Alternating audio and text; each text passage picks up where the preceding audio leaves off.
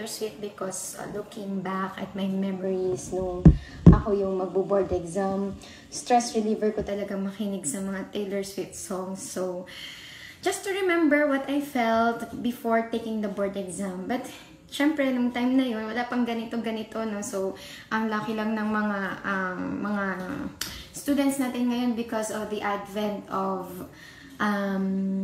ang tawag dito, technology, mga ganito-ganito natin, nakaka-reach out na tayo sa mas maraming tao. Hello kay Lurian, hello kay Jeric Soliman. May time na akong basahin yung mga comments nyo sa ngayon kasi hindi ako magtuturo, no? Hello, Engel ba yung basa dyan? Hello, paano ba malalaman dito yung iba pa? Hindi ko makita yung ibang comments. I'm just making this video for certain people who were requesting a message I don't know kung tama bang sa akin kayo humingi ng message, no? Pero I'd like to mention especially si Zares ba yung buzzer dito? May Ligaspi from Iloilo. Hello. I'm making this video for you, so belated happy birthday. And also I'm making this video to the students under Checkpoint Notes tutorial ng Checkpoint tutorial sa Davao and Manila. Hello guys! Hindi ko alam kung paano ko makikita yung mga nag-hello. So ulitin ko muna sa umpisa.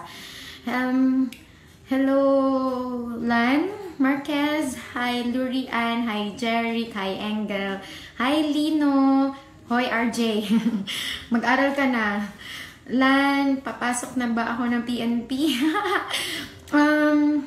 Thinking, no? Kasi gusto ng tatay ko eh. Ang ganda ko na daw ngayon. Kailan ba ako hindi gumandalino? Rania ka. Hello, Maricor. Hi, Eglin. Hi, Mira. Hi, Jerica. Hi, Evalu. Kilala pa kita, Lino. Mario, hello. Hi, Marian. Hello, DG. And hello to everyone who's watching. Hi, Els.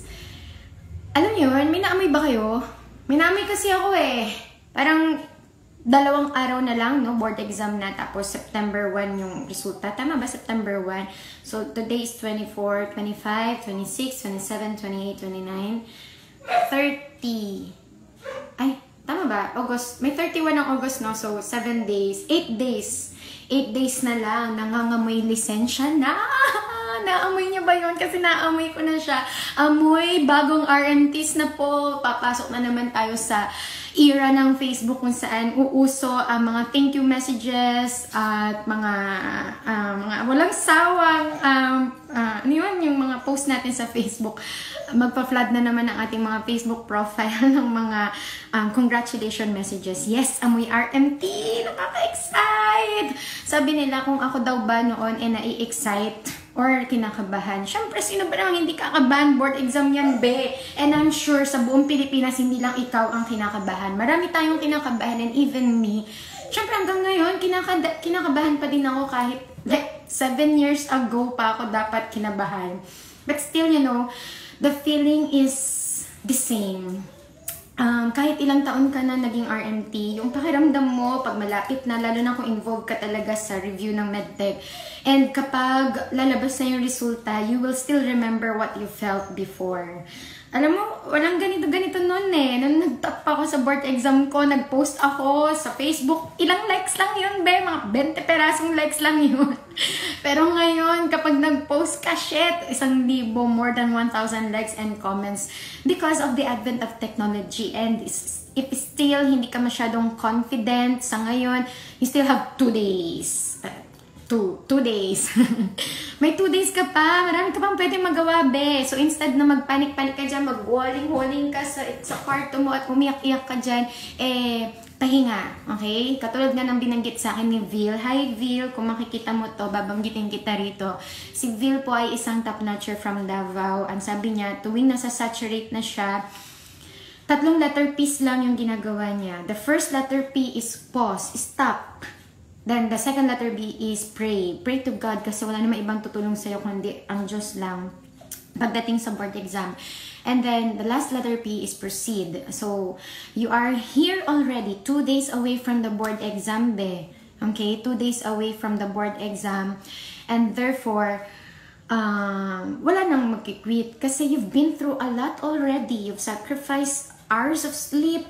You've sacrificed siguro mga pagkain na ayaw mo kainin sa mga paniniwalang alam mo yun, hindi makakatulong sa'yo sa sa hindi pagpunta sa kung saan mang merong tawag dito, mga events sa family, or kung meron ka mang non-medtech na lover, hindi niya maintindihan ng schedule, yung mga sine na hindi mo pinapanood kasi sabi nila bawal, yung buhok mong hindi mo pinapagupitan kasi pag pinagupitan, magugupit din ang mga pinag-aralan. Marami ka lang na-sacrifice. Okay? So, don't let it go to waste. Fight. Okay? Fight, fight, fight. Kasi andyan ka na eh. Kung nakukulangan ka man sa oras, wala na tayong magagawa eh. Dadating ang August 26 and August 27. Kung magmukmuk ka man, titigil ba ang mundo para sa'yo? Hindi titigil ang mundo para sa'yo. So, move on. Okay? Pwede kang umiyak. Pwede mo i-release lahat ang nararamdaman mo because right now, you are overfilled with doubts, and I know takot kasi you'll never know what will be asked in the board exam. You think that you don't know anything, you don't understand anything anymore, and okay lang yun, normal lang yun. So what you do is relax. Try to relax and then pray. Kasi lahat naman, prayer lang talaga ang sagot. Okay? Mag-pray po tayo na sana bigyan tayo ni Lord ulit ng strength and motivation na ilaban pa to kasi worth it. Worth it ang pinaghirapan mo. Worth it siya. Okay? So sa susunod na mga araw na mag-exam ka, lagi mo na lang isipin ang mga pwedeng mangyari. Anong pwedeng mangyari, be? Kung ngayon, itry mo i-type yung pangalan mo sa Google. I-type mo. Di ba, ang lalabas lang yung mga social media accounts mo, or kung gusto mo i-count yung room number, yung room assignment, makikita mo siya, pero like 8 days from now. When you open a Google, or kung anumang search engine yung gusto mong gamitin, and you type in your name, plus the August 2017 Medical Technology Board Exam Results, nandun na yung pangalan mo, di ba? So, when you open the internet and type in your name, may dadagdag mo na. Matadagdag na sa listahan ng mga results. Yung pangalan mo nakasama sa passers ng August 2017, and what more kung bilines ka talaga ni Lord, kasama sa mga list ng top-notchers for this August 2017 board exam. Sabi nila, OA natin noon, usap-usap pa tayo ng ganito. Ano mo yun? Gusto namin eh. Wala naman kaming pakialam sa mga opinion na because we don't live for the opinions of others. No? If they don't see this as important, di sila na, bahala sila sa buhay nila. Basta masaya tayo, no? So what I'm trying to say is, 8 days from now, when you search your name sa Google, hindi lang Facebook, hindi lang Twitter, hindi lang Instagram, kundi one of the names na posted as passer of the August 2017 MedTech Board Exam. And better kung top-notcher, no? Kung blessed enough by the Lord, top-notcher po tayo. Okay, let's pray for that. Okay? I remember my result, be. I took the board exam March 2010. Our board exam March 2 and March 3. Tapos ang labas ng exam namin was March 8. So 4, 5, 6, 7, 8. 5 agonizing days. 5 agonizing days na hindi ka makatulog, hindi ka makakain, para kang in love. Na hindi mo alam kung kailan lalabas. Swerte mo kasi nakapost na sa PRC website kung kailan yung labas ng results nyo. I think it's September 1. I'm not really sure. It's sometime September 1 or September 2. Okay? During our time, we don't know kung kailan lalabas. So, we're just waiting. Kasi, di ba, mas unang mapopost sa internet kaysa may post sa dyaryo. So, there's this chat room in PRC before, kung saan pwede tayo mag-chat-chat. Tapos, meron doon, ang ginagawa, may isang person doon na ang trip niya is manloko. So, since day 1, so March 2 and 3 yung board exam namin, March 4, nag-chat-chat na siya doon. Sabi niya, guys, may result na. So, everyone panics. Kasi nga, syempre, sino ba namang hindi magpapanik pag sinabihan kami result na? But, when they search for the results, wala. So, parang, ang trip lang ni Sir, the boy who cried wolf lang siya. On the second day, he did that again. On the third day, he still did that. On the fourth day and on the fifth day, walang sawa siya nagsasabi ng, guys, may result na. So on the fifth day, March 8, 2010, when he told us na may result na, everyone in the chat room was cursing him kasi nga naman, it's not a joke anymore. Yung parang paglaruan yung damdamin mo. Paglaruan yung puso mo. Arte, arte. Pag gano'n, no, parang naiinis ka na, bakit ka ba nang gaganyan? It's not very cool, no?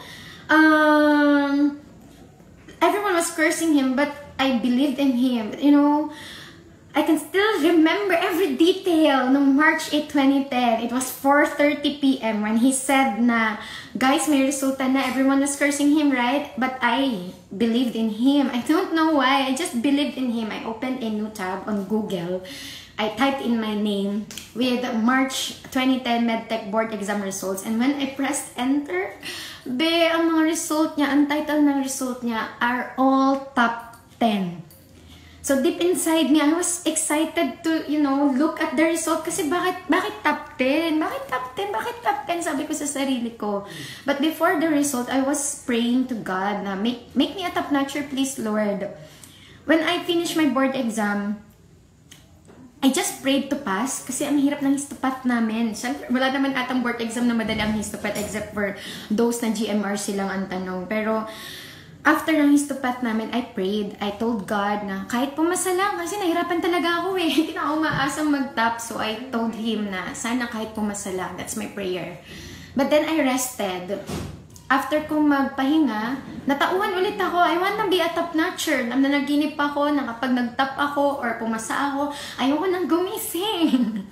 Pero kapag ang panaginip ko, bagsak ako, hindi ako kasama sa mga listahan, hindi ako natutulog, be. It's very, very agonizing. Pero worth it yung paghihintay. So I told God na gusto ko talaga mag-top, Lord, kahit number 7, 8, 9, 10 lang. That's my dream. Number 7, 8, 9, 10. But then when I pressed the first link, di ba sabi ko sa'yo, I typed in my name, I saw the result, ang pangalan niya, top 10 MedTech board exam result, top 10 MedTech board exam. When I pressed the first link, I saw my name, be. Wala sa 7, wala sa 8, wala sa 9, wala sa 10, nasa number 2.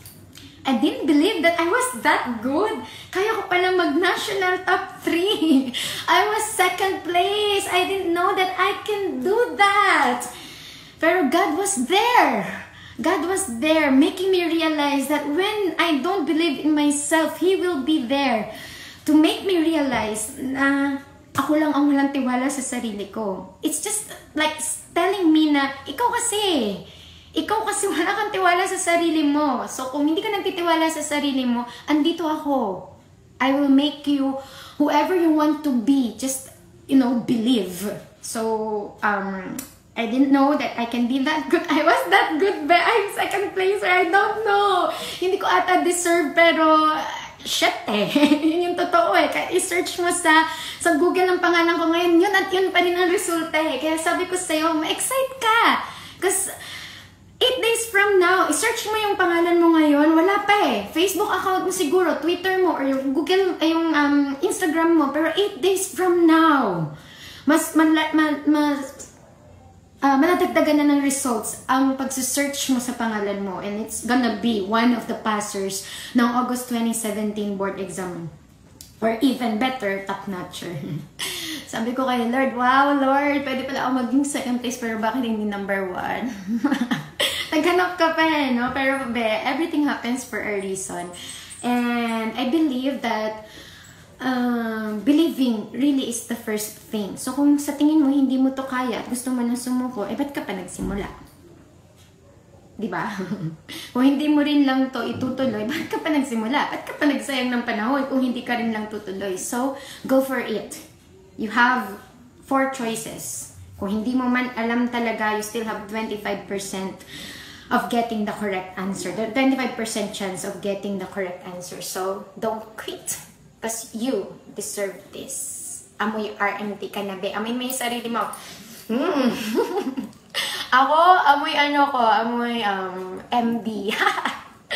Amoy MD ako, be. Okay? So, teka lang. Tingnan ko muna yung mga nagbabati-bati dito. Kung sino ka mang nag-sad face ka dyan, bala ka sa buhay mo kung sad ka. Joke lang, be. Anong pinagdadaanan mo? Bakit ka malungkot? Bakit ang reaction mo sa live video ko ay sad? Ay, galit pala. Ba't ka galit? Sorry na. Anong ginawa ko sa'yo? Wait lang, be. Kanina ako nag-stop na bumate. Okay? Wait lang, be, ha? Thank you for watching. Napakawalang kwenta po ng live video na to. Hindi po ako magtuturo. Kung gusto niyo po ng mga nagtuturo, maghanap po kayo ng ibang video ko sa Facebook profile or just use the hashtag Krisa Almond to look for the tutorials that I made from acid base, complement, mixing studies, and etc. So, hello! I already mentioned DG, no? So, Mello, hello. You look like Ann Curtis. Hello, Von Joey. Hello. Hi, Marik. Hello, G. Hingi tips for boards. I don't know. Nasabi ko na. Jerry Rick Soliman, 2 days to go. Yes. Amoy RMT, Evalu. Amen. Lan Marquez.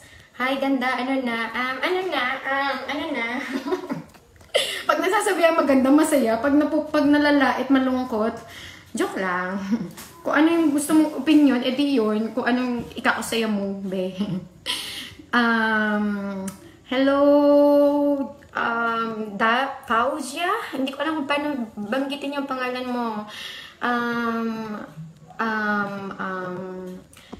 Sa mga mag-e-exam, matulog lang kayo ng matulog at magdasal at magdasal. Sa mga natitirang araw, papasa kayo.